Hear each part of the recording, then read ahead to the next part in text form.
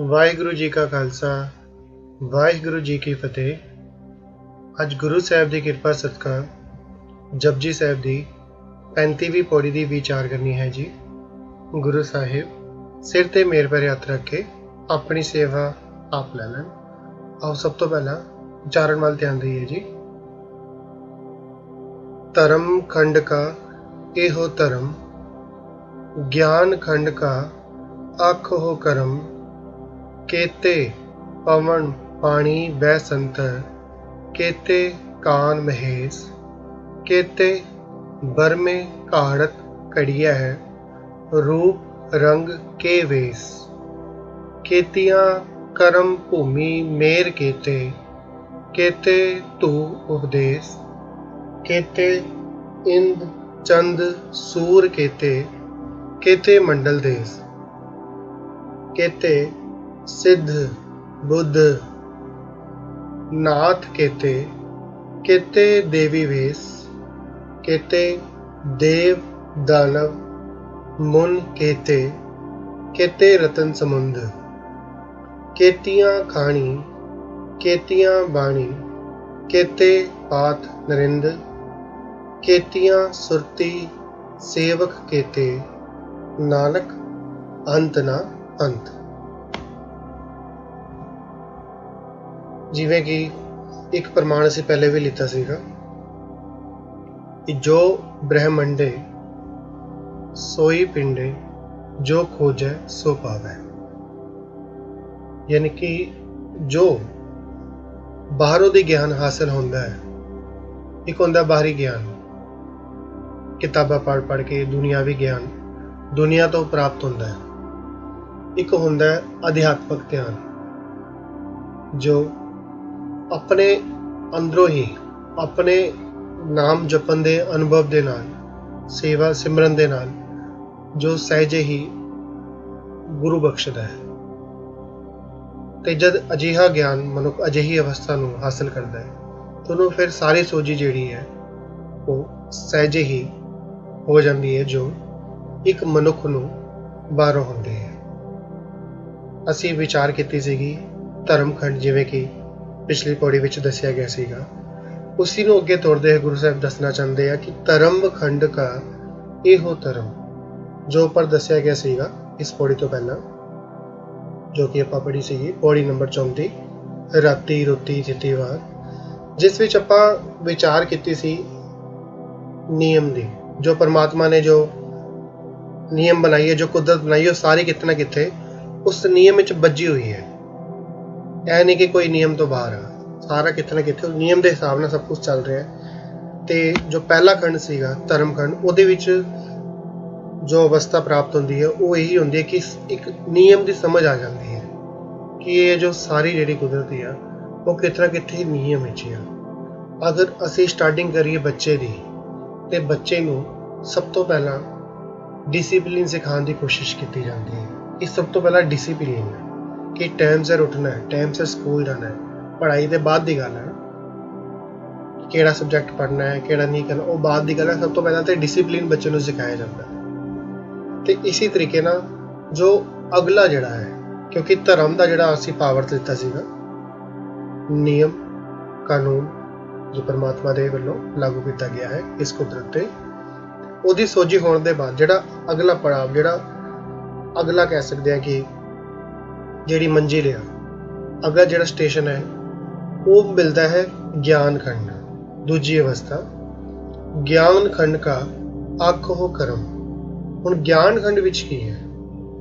ਗਿਆਨ ਖੰਡ ਵਿੱਚ ਜਿਵੇਂ ਕਿ ਹੁਣੇ ਆਪਾਂ ਗੱਲ ਕੀਤੀ ਕਿ ਇਹ ਅਧਿਆਤਮਕ ਗਿਆਨ ਦੀ ਗੱਲ ਕੀਤੀ ਗਈ ਹੈ ਸਾਰੀ, ਕਿ ਜੋ ਵੀ ਇਸ ਕੁਦਰਤ ਵਿੱਚ ਆ ਉਹ ਕਿਤੇ ਨਾ ਕਿਤੇ ਮਨੁੱਖ ਨੂੰ ਸਹਿਜੇ ਹੀ ਉਹਦੇ ਅੰਦਰੋਂ ਹੀ ਸਾਰਾ ਚਾਨਣਾ ਹੋ ਜਾਂਦਾ, ਉਹਨੂੰ ਸਾਰੀ ਸਮਝ ਆ ਜਾਂਦੀ ਹੈ ਕਿ ਆਖਿਰ ਅਸਲ ਗਿਆਨ ਜਿਹੜਾ ਗੁਰੂ ਦਾ ਗਿਆਨ ਹੈ ਉਹ ਕੀ ਹੈ। ਉਸ ਬਾਰੇ ਉਹਦੀ ਜਿਹੜੀ ਵਿਚਾਰ ਹੈ ਹੋਰ ਡੂੰਘਾਈ ਵਿੱਚ ਚਲੀ ਜਾਂਦੀ ਹੈ, ਤੇ ਉਹਦਾ ਜਿਹੜਾ ਨਜ਼ਰੀਆ ਹੈ ਫਿਰ ਉਹ ਬਦਲ ਜਾਂਦਾ ਹੈ। ਗਿਆਨ ਖੰਡ ਕਾ ਆਖੋ ਕਰਮ। ਹੁਣ ਇਸ ਪੌੜੀ ਵਿੱਚ ਯਾਨੀ ਕਿ ਗਿਆਨ ਖੰਡ ਦੀ ਗੱਲ ਜਿਹੜੀ ਹੈ ਉਹ ਦੱਸੀ ਜਾਏਗੀ ਕਿ ਇਸ ਗਿਆਨ ਖੰਡ ਵਿੱਚ ਕੀ ਹੁੰਦਾ है। ज्ञान खंड का यानी कि ज्ञान खंड का आखो कर्म यानी कि ਹੁਣ ਦੱਸ ਰਹੇ ਹਨ। ਕਰਮ ਯਾਨੀ ਕਿਹੜੇ ਕਿਹੜੇ ਕੰਮ ਹੁੰਦੀ ਹੈ ਗਿਆਨ ਖੰਡ ਵਿੱਚ, ਕਿਹੜੀ ਕਿਹੜੀ ਜਿਹੜੀ ਸਾਨੂੰ ਸੋਝੀ ਪ੍ਰਾਪਤ ਹੁੰਦੀ ਹੈ। ਕੇਤੇ ਪਵਨ ਪਾਣੀ ਵੈ ਸੰਤਰ। ਹਵਾ, ਪਵਨ ਹਵਾ, ਪਾਣੀ ਜਲ ਕਹਿ ਲਓ, ਪਾਣੀ ਕਹਿ ਲਓ, ਵੈ ਸੰਤਰ ਅੱਗ। ਇੱਕ ਨਹੀਂ ਕਈ ਤਰ੍ਹਾਂ ਦੀ ਹਵਾ ਹੈ, ਕਈ ਤਰ੍ਹਾਂ ਦਾ ਪਾਣੀ ਹੈ ਤੇ ਕਈ ਤਰ੍ਹਾਂ ਦੀ ਅੱਗ। ਦੇਖੋ ਗੁਰੂ ਸਾਹਿਬ ਨੇ ਪਹਿਲੇ ਹੀ ਸਾਨੂੰ ਲਿਖ ਕੇ ਦੇ ਗਏ। ਹੁਣ ਅੱਜ ਅਸੀਂ ਬਾਹਰੀ ਖੋਜਾਂ ਕਰਦੇ ਹਾਂ, ਹਵਾ ਦੀ ਗੱਲ ਕਰੀਏ ਤੇ ਅਗਰ ਕੋਈ ਹਵਾ ਪ੍ਰੈਸ਼ਰ ਦੇ ਨਾਲ ਆ ਰਹੀ ਹੈ, ਉਹ ਇੱਕ ਅਲੱਗ ਹੀ ਰੂਪ ਧਾਰ ਲੈਂਦੀ ਹੈ। ਭਾਵੇਂ ਨਜ਼ਰ ਨਹੀਂ ਆ ਰਹੀ ਪਰ ਉਹਦਾ ਇੱਕ ਅਲੱਗ ਮਹਿਸੂਸ ਹੁੰਦੀ। ਇੱਕ ਹਵਾ ਏਸੀ ਤੋਂ ਆ ਰਹੀ, ਕੋਈ ਗਰਮ ਹਵਾ ਆ ਰਹੀ ਹੈ। ਇਸ ਤਰੀਕੇ ਨਾਲ ਕਈ ਤਰੀਕੇ ਦੀਆਂ ਹਵਾਵਾਂ ਵੀ ਹਨ ਤੇ ਕਈ ਤਰੀਕੇ ਦਾ ਪਾਣੀ ਵੀ ਹੈ। ਪਤਾ ਹੀ ਆਪ ਜੀ ਨੂੰ ਕਿ ਜਿੱਥੇ ਹੁਣ ਫਿਲਟਰ ਜਿਵੇਂ ਹੁਣ ਯੂਜ਼ ਹੋਣ ਲੱਗ ਗਿਆ ਕਿ ਫਿਲਟਰ ਕੀਤਾ ਪਾਣੀ ਹੈ। ਅਗਰ ਕਈ ਨਦੀਆਂ ਦਾ ਪਾਣੀ ਹੈ, ਕਈ ਨਾਲਿਆਂ ਦਾ ਪਾਣੀ ਹੈ, ਕਈ ਤਰੀਕੇ ਦਾ ਪਾਣੀ ਮਤਲਬ ਕੁਦਰਤ ਵਿੱਚ ਮੌਜੂਦ ਹੈ। ਤੇ ਅੱਗ ਜਿਹੜੀ ਹੈ ਉਹਦੇ ਵੀ ਕਿੰਨੇ ਸਰੂਪ ਹੈ। ਅਗਰ ਅੱਗ ਨੂੰ ਗੈਸ ਵਿੱਚ ਬਾਲਿਆ ਜਾਂਦਾ ਤੇ ਉਹ ਅਲੱਗ ਜਿਹਾ ਰੂਪ ਧਾਰਦੀ ਹੈ ਨਾ, ਤੇ ਅਗਰ ਉਹ ਲੱਕੜੀ 'ਚ ਬਾਲੀ ਜਾਏ ਤਾਂ ਅਲੱਗ ਦਾ ਰੂਪ ਧਾਰਦੀ ਹੈ। ਤੇ ਇਸ ਤਰੀਕੇ ਨਾਲ ਧੀਰੇ ਧੀਰੇ ਜਿਹੜੀ ਖੋਜ ਹੈ ਉਹ ਵੱਧਦੀ ਰਹਿੰਦੀ, ਦਾਇਰਾ ਜਿਹੜਾ ਸੀਮਿਤ ਨਹੀਂ ਰਹਿੰਦਾ। ਸਾਰੀ ਜਿੰਨੀਆਂ ਵੀ ਕਾਢਾਂ ਹੋ ਰਹੀਆਂ, ਜਿੰਨੀ ਵੀ ਖੋਜਾਂ ਹੋ ਰਹੀਆਂ, ਰਿਸਰਚ ਹੋ ਰਹੀ ਹੈ, ਇਹ ਕਿਤੇ ਨਾ ਕਿਤੇ ਜਿਹੜੀ ਆ ਇਹਦੀ ਜਿਹੜੀ ਆ ਦੇਖ ਲਓ ਸਾਰੀ ਨੌਲੇਜ ਜਿਹੜੀ ਹੈ ਇਹ ਗਿਆਨ ਖੰਡ ਵਿੱਚ ਪ੍ਰਾਪਤ ਹੋ ਰਹੀ ਹੈ। ਗੁਰੂ ਸਾਹਿਬ ਨੇ ਕਿੰਨੇ ਸਾਲ ਪਹਿਲੇ ਹੀ ਇਹ ਗੱਲ ਲਿਖ ਕੇ ਚਲੇ ਗਏ। ਤੇ ਕੇਤੇ ਕਾਨ ਮਹੇਸ਼, ਕੇਤੇ ਭਾਵ ਕਿੰਨੇ ਹੀ, ਕਾਨ ਕਾ ਭਾਵ ਕ੍ਰਿਸ਼ਨ, ਮਹੇਸ਼ ਭਾਵ ਸ਼ਿਵ। ਤੇ ਇੱਕ ਨਹੀਂ ਬੇਅੰਤ ਤਰ੍ਹਾਂ ਦੇ ਕ੍ਰਿਸ਼ਨ ਹਨ ਤੇ ਕਈ ਹੀ ਸ਼ਿਵ ਇਸ ਕੁਦਰਤ ਵਿੱਚ ਮੌਜੂਦ ਹਨ। ਜਿਵੇਂ ਕਿ ਇਸ ਬਾਰੇ ਅਸੀਂ ਪਹਿਲੇ ਵੀ ਖੁੱਲ੍ਹ ਕੇ ਵਿਚਾਰ ਆਲਰੇਡੀ ਕਰ ਚੁੱਕੇ ਹਾਂ ਕਿ ਸ਼ਿਵ ਦਾ ਭਾਵ ਅਰਥ ਕੀ ਲੈਣਾ ਹੈ ਤੇ ਕ੍ਰਿਸ਼ਨ ਦਾ ਭਾਵ ਅਰਥ ਅਸੀਂ ਕੀ ਲੈਣਾ ਹੈ। ਥੋੜ੍ਹਾ ਜਿਹਾ ਅਸੀਂ ਇੱਕ ਵਾਰ ਬਰੀਫ ਵਿੱਚ ਦੇਖ ਲੈਂਦੇ ਹਾਂ ਕਿ ਕ੍ਰਿਸ਼ਨ ਇੱਕ ਨਾਮ ਆਇਆ ਹੈ ਜੋ ਦੁਆਪਰ ਯੁੱਗ ਵਿੱਚ ਹਿੰਦੂ ਮਤ ਦੇ ਅਨੁਸਾਰ ਜੋ 8ਵੇਂ ਅਵਤਾਰ ਹੋਏ ਆ ਸ਼੍ਰੀ ਕ੍ਰਿਸ਼ਨ ਜੀ, ਉਹਨਾਂ ਦੀ ਗੱਲ ਆਈ ਹੈ। ਤੇ ਵੈਸੇ ਅਗਰ ਕ੍ਰਿਸ਼ਨ ਵਰਡ ਦਾ ਅਗਰ ਵਰਡ ਮੀਨਿੰਗ ਦੇਖਿਆ ਜਾਏ ਤੇ ਹੁੰਦਾ ਹੈ ਕਾਲੇ ਰੰਗ ਦੀ ਵਸਤੂ। ਇੱਕ ਇਹ ਵਰਡ ਮੀਨਿੰਗ ਹੈ, ਮਤਲਬ ਜਿਵੇਂ ਤੁਹਾਨੂੰ ਦੱਸਿਆ ਕਿਸੇ ਦਾ ਕਿ ਇੱਕ ਵਰਡ ਦੇ ਕਈ ਮੀਨਿੰਗ ਨਿਕਲ ਸਕਦੇ ਆ। ਤੇ ਕਿੰਨੇ ਹੀ ਕ੍ਰਿਸ਼ਨ, ਇੱਕ ਕ੍ਰਿਸ਼ਨ ਨਹੀਂ, ਹੁਣ ਵੇਖਣਾ ਪਏਗਾ, ਸਟੱਡੀ ਕਰਨੀ ਪਏਗੀ ਕਿ ਵੀ ਉਹ ਕ੍ਰਿਸ਼ਨ ਜੀ ਦਾ ਗੁਣ ਕੀ ਸੀ। ਜਿਹਨੂੰ ਪਤਾ ਹੈ ਤੇ ਉਹਨੂੰ ਫਿਰ ਸਮਝ ਆ ਜਾਏਗੀ ਹਾਂ ਇੱਕ ਨਹੀਂ ਅਜਿਹੇ ਜਿਹੜੇ ਕ੍ਰਿਸ਼ਨ ਆ ਇਸ ਕੁਦਰਤ ਦੇ ਵਿੱਚ ਹੋਰ ਵੀ ਬੇਅੰਤ ਹਨ ਜਿਹੜੇ ਅਜਿਹੇ ਕਰਮ ਕਰਦੇ ਪਏ ਆ। ਉਹਨਾਂ ਨੇ ਕੀ ਕੀਤਾ ਸੀਗਾ, ਉਹਨਾਂ ਨੂੰ ਅਗਰ ਅਵਤਾਰ ਦੀ ਗੱਲ ਕੀਤੀ ਜਾਏ ਤੇ ਲੀਲਾ ਪੁਰਸ਼ੋਤਮ ਮੰਨਿਆ ਜਾਂਦਾ ਸੀਗਾ। ਉਸ ਵੇਲੇ ਲੀਲਾ ਪ੍ਰਧਾਨ ਸੀਗੀ ਕਿ ਜਿਵੇਂ ਰਾਮਚੰਦਰ ਜੀ ਵੇਲੇ ਜਦ ਸੀਗਾ ਤ੍ਰੇਤਾ ਤੇ ਉਦੋਂ ਮਰਿਆਦਾ ਪ੍ਰਧਾਨ ਸੀਗੀ। ਫਿਰ ਜਦ ਦੁਆਪਰ ਸੀਗਾ ਤੇ ਕ੍ਰਿਸ਼ਨ ਵੇਲੇ ਲੀਲਾ ਪ੍ਰਧਾਨ ਸੀ ਉਹਨਾਂ ਵੇਲੇ। ਤੇ ਹੁਣ ਲੀਲਾ ਪ੍ਰਧਾਨ ਦਾ ਮਤਲਬ ਕੀ ਹੈ ਕਿ ਜਿਹੜਾ ਸੰਸਾਰ ਹੈ ਇਹ ਕਈ ਵਾਰ ਮਰਿਆਦਾ ਦੇ ਚੱਕਰ ਵਿੱਚ ਸੱਚ ਨੂੰ ਹੀ ਡੁਬੋ ਦਿੰਦਾ ਹੈ, ਸੱਚ ਨਹੀਂ ਬਚਾ ਪਾਉਂਦਾ। ਤੇ ਜਦ ਮਰਿਆਦਾ ਦੀ ਗੱਲ ਸਮਝ ਆ ਜਾਏ ਬੰਦੇ ਨੂੰ, ਉਹਦੇ ਬਾਅਦ ਜਿਹੜਾ ਅਗਲਾ ਪੜਾਅ ਹੁੰਦਾ ਹੈ ਤੇ ਉਹਨੂੰ ਸਮਝਾਉਣਾ ਪੈਂਦਾ ਬਈ ਮਰਿਆਦਾ ਜਿਹੜੀ ਬਣਾਈ ਗਈ ਸੀ ਉਹਦਾ ਕਾਰਨ ਸੀਗਾ। ਉਹਦਾ ਕਾਰਨ ਇਹ ਸੀਗਾ ਕਿ ਸੱਚ ਜਿਹੜਾ ਹੈ ਉਸਨੂੰ ਬਚਾਉਣਾ ਹੈ, ਪਰ ਇਹ ਨਹੀਂ ਕਿ ਮਰਿਆਦਾ ਦੇ ਕਾਰਨ ਜਿਹੜਾ ਉਹ ਸੱਚ ਹੀ ਮਰ ਜਾਏ, ਫਿਰ ਉਸ ਮਰਿਆਦਾ ਦਾ ਕੋਈ ਫਾਇਦਾ ਨਹੀਂ। ਹੁਣ ਕਈ ਵਾਰ ਵੇਖਿਆ ਜਾਂਦਾ, ਛੋਟਾ ਜਿਹਾ ਐਗਜ਼ਾਮਪਲ ਹੈ ਕਿ ਵੈਸੇ ਪੱਗ ਸਾਡੇ ਸਿਰ ਦਾ ਤਾਜ ਹੈ ਕਿ ਪੱਗ ਨੂੰ ਅਸੀਂ ਬਿਲਕੁਲ ਮਿੱਟੀ ਨਹੀਂ ਲੱਗਣ ਦਿੰਦੇ, ਪਰ ਅਗਰ ਮੰਨ ਲਓ ਸਾਡੇ ਸਾਹਮਣੇ ਕਿਸੇ ਧੀ ਭੈਣ ਜਿਹੜੀ ਹੈ ਉਹਨੂੰ ਲੋੜ ਪੈ ਗਈ, ਉਹਦਾ ਜਿਹੜਾ ਸਰੀਰ ਹੈ ਉਹਨੂੰ ਢੱਕਣਾ ਹੈ ਤੇ ਅਗਰ ਸਾਡੇ ਕੋਲ ਕੋਈ ਹੋਰ ਚਾਰਾ ਨਹੀਂ ਹੈ, ਅਗਰ ਪੱਗ ਉਤਾਰ ਕੇ ਅਗਰ ਉਹਦਾ ਸਰੀਰ ਜਿਹੜਾ ਹੈ ਢੱਕਿਆ ਜਾਏ ਤੇ ਕੀ ਇਹ ਹੁਣ ਕੀ ਕਹਾਂਗੇ, ਇੱਕ ਪਾਸੇ ਮਰਿਆਦਾ ਹੈ ਕਿ ਪੱਗ ਸਾਨੂੰ ਬੰਨ੍ਹ ਕੇ ਰੱਖਣੀ ਹੈ। ਹੁਣ ਅਗਰ ਅਜਿਹੀ ਨੌਬਤ ਆਈ ਹੈ ਤੇ ਉਸ ਵੇਲੇ ਕੀ ਹੋਏਗਾ, ਸੱਚ ਬਚਾਉਣਾ, ਮਤਲਬ ਉਸ ਵੇਲੇ ਦੀ ਨੀਡ ਵੇਖੀ ਜਾਏਗੀ। ਅਜਿਹੇ ਸਾਨੂੰ ਕਈ ਐਗਜ਼ਾਮਪਲਸ ਮਿਲੇ ਆ ਜਿਹਦੇ ਵਿੱਚ ਪੱਗ ਦੇ ਥਰੂ ਕੋਈ ਡੁੱਬ ਰਿਹਾ ਸੀਗਾ, ਉਹਨੂੰ ਬਚਾਉਣ ਦੀ ਵੀ ਕੋਸ਼ਿਸ਼ ਕੀਤੀ ਗਈ ਪੱਗ ਉਤਾਰ ਕੇ।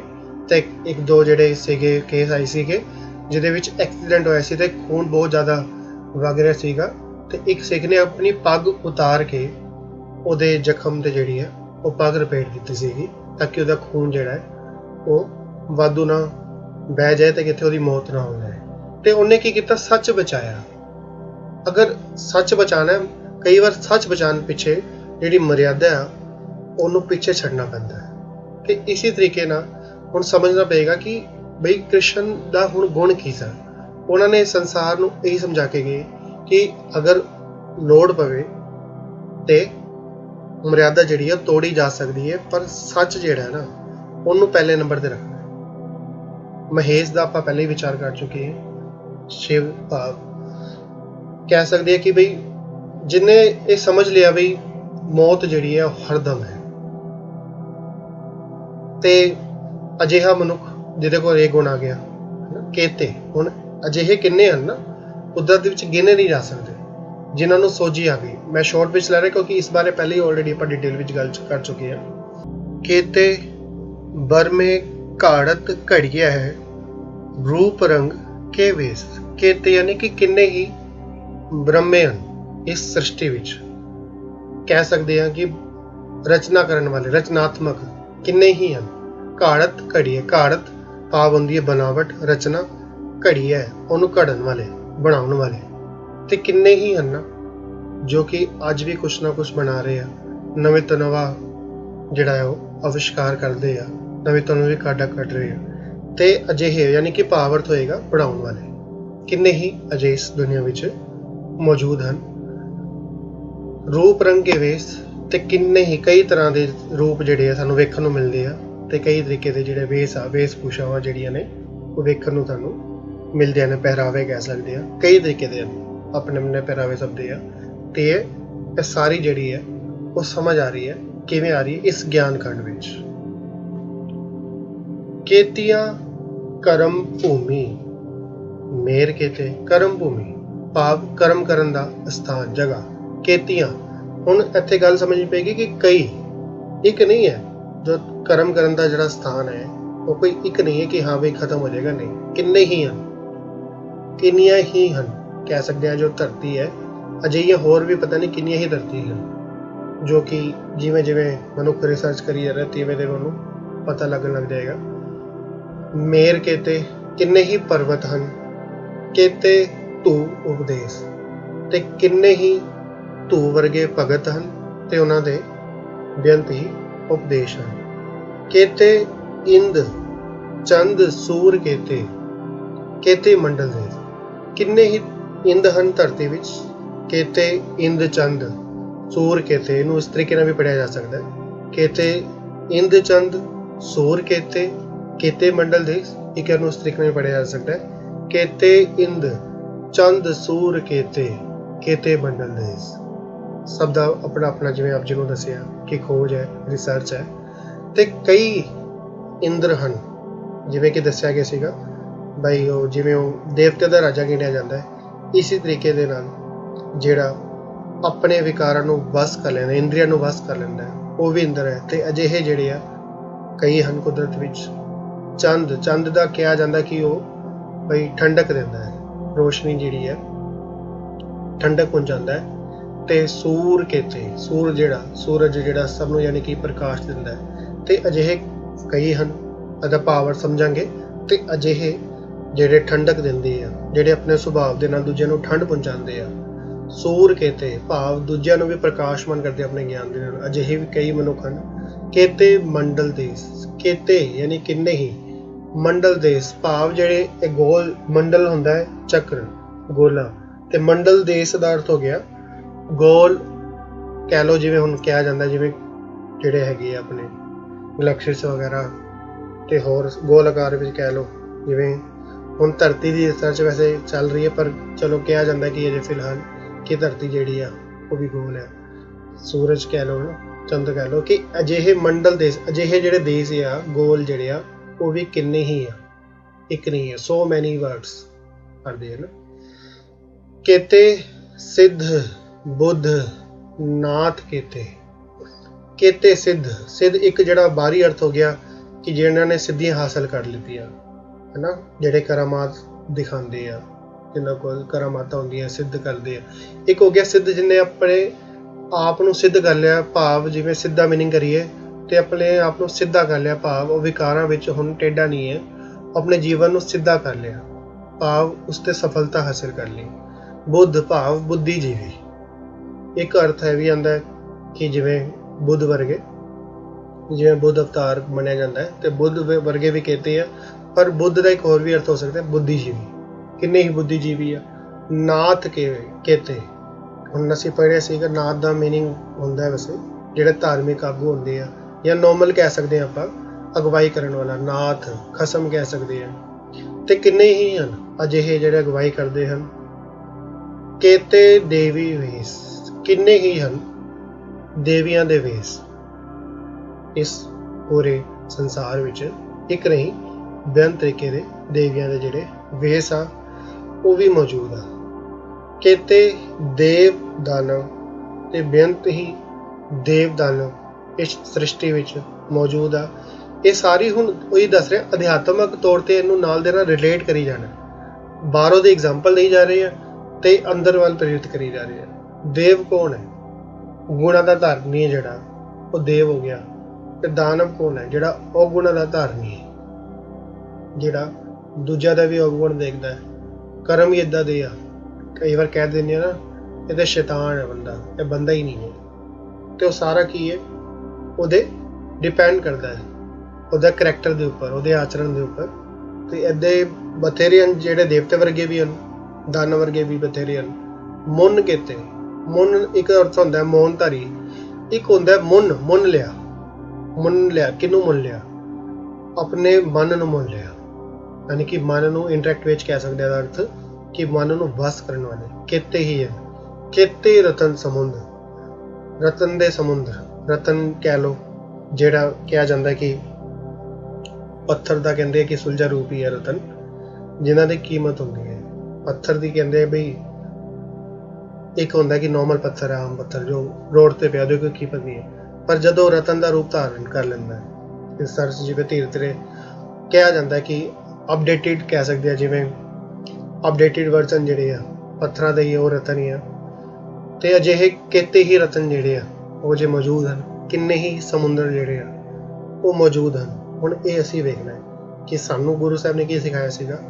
ਮੱਤ ਵਿੱਚ ਰਤਨ ਜਵਾਹਰ ਮਾਣਕ ਜੇ ਇੱਕ ਗੁਰ ਕੀ ਸਿੱਖ ਸੁਣੀ, ਤੇ ਸਤ ਸੰਤੋਖ ਵਿਚਾਰੋ, ਇਹ ਵੀ ਰਤਨ ਆ, ਹੈਨਾ। ਤੇ ਸਮੁੰਦਰ ਕਿੰਨੇ ਹੀ ਸਮੁੰਦਰ ਦੇਖੋ, ਬਾਹਰੋਂ ਦੀ ਵੇਖੀ ਜਾਓ ਤੇ ਅੰਦਰ ਰਿਲੇਟ ਕਰੀ ਜਾਓ ਕਿ ਸਮੁੰਦਰ ਕੀ ਹੈ। ਇੱਕ ਬਹੁਤ ਹੀ ਵੱਡਾ ਹੈ ਨਾ, ਕਹਿੰਦੇ ਕਿ ਵਿਸ਼ਾਲ ਹੁੰਦਾ ਉਹਦਾ, ਹੋਰ ਕੀ ਹੁੰਦਾ ਬਹੁਤ ਡੂੰਘਾ ਹੁੰਦਾ ਹੈ। ਤੇ ਅਜਿਹੇ ਸੁਭਾਅ ਵਾਲੇ ਕੌਣ ਆ ਜਿਹੜੇ ਵਿਸ਼ਾਲ ਆ, ਜਿਹੜੇ ਬਹੁਤ ਡੂੰਘਾਈ ਨਾਲ ਸੋਚ ਸਕਦੇ ਆ। ਤੇ ਅਜਿਹੇ ਮਨੁੱਖ ਜਿਹੜੇ ਕੁਦਰਤ ਵਿੱਚ ਉਹ ਵੀ ਬੇਅੰਤ ਹਨ। ਕੇਤੀਆਂ ਖਾਣੀ, ਕੇਤੀਆਂ ਬਾਣੀ, ਕੇਤੇ ਪਾਤ ਨਰਿੰਦ। ਕੇਤੀਆਂ ਖਾਣੀ ਦਾ ਅਸੀਂ ਪਹਿਲੇ ਵੀ ਅਰਥ ਕੀਤਾ ਸੀਗੇ, ਅੰਡਜ, ਜੇਰਜ, ਉਤਪੁਜ, ਸੇਤਜ। ਇੱਕ ਵਾਰ ਮੈਂ ਬਰੀਫ ਦੱਸ ਦੇਣਾ। ਕੇਤੀਆਂ ਕਿੰਨੇ ਹੀ ਖਾਣੀਆਂ ਹਨ। ਖਾਣੀਆਂ ਭਾਵ ਜਿੱਥੋਂ ਦੀ ਪੈਦਾ ਹੁੰਦੀ ਹੈ, ਕੋਈ ਵਸਤ ਹੋ ਸਕਦੀ ਹੈ, ਕੋਈ ਜੀਵ ਹੋ ਸਕਦਾ ਹੈ। ਅੰਡਜ ਭਾਵ ਅੰਡੇ ਤੋਂ ਪੈਦਾ ਹੋਣ ਵਾਲੇ, ਜੇਰਜ ਭਾਵ ਪੇਟ ਤੋਂ ਪੈਦਾ ਹੋਣ ਵਾਲੇ, ਸੇਤਜ ਭਾਵ ਪਸੀਨੇ ਤੋਂ ਪੈਦਾ ਹੋਣ ਵਾਲੇ, ਉਤਪੁਜ ਭਾਵ ਵਨਸਪਤੀ ਤੋਂ ਉਤਪੰਨ ਹੋਣ ਵਾਲੇ, ਪੈਦਾ ਹੋਣ ਵਾਲੇ। ਤੇ ਇਹ ਚਾਰ ਪ੍ਰਚਲਿਤ ਹਨ, ਪਰ ਇਹ ਨਹੀਂ ਕਿ ਇਹ ਚਾਰ ਹਨ। ਅਤੇ ਗੁਰੂ ਸਾਹਿਬ ਨੇ ਕਿਹਾ ਕਰ ਦਿੱਤਾ ਕਿ ਕੇਤੀਆਂ ਕਿੰਨੇ ਹੀ ਹਨ, ਕਿੰਨੇ ਹੀ ਅਜਿਹੀਆਂ ਖਾਣੀਆਂ ਹਨ। ਹੁਣ ਜੋ ਰਿਸਰਚ ਕਰੀ ਜਾਏਗਾ ਤਾਂ ਮਨੁੱਖ ਜਿਹੜਾ ਹੈ ਉਹਨੂੰ ਸਮਝ ਆਉਂਦੀ ਰਹੇਗੀ। ਅਗਰ ਉਹ ਚਾਰ ਤੱਕ ਬਲੌਕ ਰੱਖੇਗਾ ਫਿਰ ਉਹਨੂੰ ਸਮਝ ਨਹੀਂ ਆਏਗੀ। ਹੁਣ ਜਿੰਨੇ ਵੇਖਿਆ ਜਾਂਦਾ ਹੈ ਕੁਦਰਤ ਵਿੱਚ ਕਿੰਨੀ ਵਾਰ ਕਈ ਤਰੀਕੇ ਦੇ ਵਾਇਰਸ ਆ ਜਾਂਦੇ, ਜਿਵੇਂ ਇਸ ਵੇਲੇ ਹੁਣ ਕਰੋਨਾ ਵਾਇਰਸ ਚੱਲ ਰਿਹਾ। ਹੁਣ ਅਜੇ ਦੇ ਰਿਸਰਚ ਚੱਲ ਰਹੀ ਹੈ ਬਣਿਆ ਕਿਵੇਂ ਅਜੇ ਠੀਕ ਹੈ, ਕਾਫੀ ਹੱਦ ਤੱਕ ਕੋਈ ਕਿਵੇਂ ਦੱਸ ਰਿਹਾ, ਕੋਈ ਕਿਵੇਂ ਦੱਸ ਰਿਹਾ, ਪਰ ਐਗਜ਼ੈਕਟਲੀ ਕੋਈ ਨਹੀਂ ਦੱਸ ਰਿਹਾ। ਤੇ ਇਹਦੇ ਨਾਲ ਇੱਕ ਹੋਰ ਵੀ ਪ੍ਰੂਫ ਹੁੰਦਾ ਹੈ ਕਿ ਖੇਤੀਆਂ ਖਾਣੀਆਂ ਕਿੰਨੇ ਹੀ ਜਿਹੜੀਆਂ ਹੋਰ ਵੀ ਖਾਣੀਆਂ ਜੇ ਹਨ ਕੁਦਰਤ ਵਿੱਚ, ਕੋਈ ਕਿਸੇ ਨੇ ਅੰਤ ਨਹੀਂ ਪਾ ਲਿੱਤਾ। ਕੇਤੀਆਂ ਬਾਣੀ ਕਹਿ ਲਓ ਲੈਂਗੁਏਜਿਸ, ਸਿੰਪਲ ਲੈਂਗੁਏਜਿਸ ਕਿ ਬੋਲੀਆਂ, ਕਿ ਕਿੰਨੇ ਤਰੀਕੇ ਦੀਆਂ ਬੋਲੀਆਂ ਇਸ ਕੁਦਰਤ ਵਿੱਚ ਮੌਜੂਦ ਹਨ। ਕੇਤੇ ਪਾਤ ਨਰਿੰਦ, ਪਾਤ ਭਾਵ ਪਾਤਸ਼ਾਹ, ਨਰਿੰਦ ਭਾਵ ਰਾਜੇ।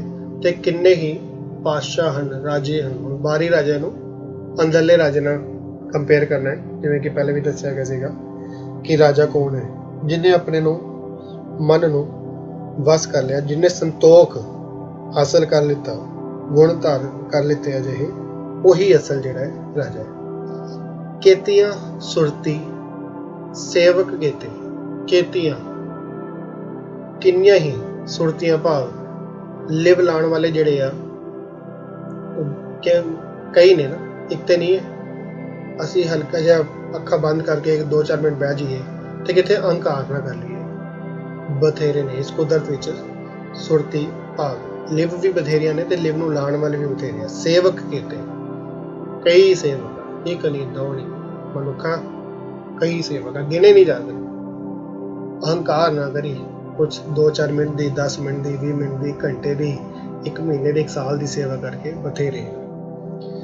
ਨਾਨਕ ਅੰਤ ਨਾ ਅੰਤ। ਇਹ ਨਾਨਕ ਅੰਤ ਨਾ ਅੰਤ ਕੀ, ਇਸ ਦਾ ਕੋਈ ਅੰਤ ਨਹੀਂ ਪੈ ਸਕਦਾ। ਇਹ ਸਾਰੀ ਜਿਹੜੀ ਕੁਦਰਤ ਆ, ਇਹਦੀ ਵਿਚਾਰ ਕਰਦੇ ਕਰਦੇ ਗੁਰੂ ਸਾਹਿਬ ਨੇ ਕਿਵੇਂ ਅੰਦਰਲਾ ਗਿਆਨ ਬਖਸ਼ਿਆ। ਇਹ ਉਹਨਾਂ ਦੀ ਮਹਾਨ ਬਖਸ਼ਿਸ਼ ਹੈ, ਅਪਾਰ ਕਿਰਪਾ ਹੈ। ਜਿੰਨਾ ਕਹਿ ਲਈ ਉਹਨਾਂ ਘੱਟ ਹੈ ਕਿ ਕਿਆ ਕਮਾਲ ਹੈ, ਕਿਆ ਨਜ਼ਰੀਆ ਹੈ। ਹੁਣ ਉਹੀ ਗੱਲ ਹੈ ਕਿ ਲੈਣ ਵਾਲਾ ਹੋਏ ਕੋਈ, ਉਹਨਾਂ ਨੇ ਤੇ ਸਾਨੂੰ ਹੀਰੇ ਮੋਤੀ ਜਿਹੜੇ ਜੜ ਕੇ ਦਿੱਤੇ ਆ, ਸਾਨੂੰ ਸੋਝੀ ਨਹੀਂ। ਅਸੀਂ ਰੋਜ਼ ਪਤਾ ਨਹੀਂ ਕਿਉਂ ਲੰਘਾ ਦਿੰਦੇ ਆ। ਤੇ ਕਮਾਲ ਦੀਆਂ ਗੱਲਾਂ ਹੈ, ਕਿਵੇਂ ਕਿਵੇਂ ਗੁਣ ਜਿਹੜੇ ਆ ਉਹਨਾਂ ਨੇ ਬਾਹਰੋਂ ਦੀ ਅੰਦਰ ਰਿਲੇਟ ਕਰ ਦਿੱਤਾ। ਕਮਾਲ ਕਰਦੀ। ਬਸ ਇਸ ਨੂੰ ਕੋਸ਼ਿਸ਼ ਕਰੀਏ, 1-2 ਵਾਰ ਹੋਰ ਸੁਣ ਕੇ ਸਮਝਣ ਦੀ ਕੋਸ਼ਿਸ਼ ਕਰੀਏ, ਕਿਉਂਕਿ ਇਹ ਅਵਸਥਾ ਹੀ ਆ, ਇਹ ਦੂਜੀ ਅਵਸਥਾ ਹੈ।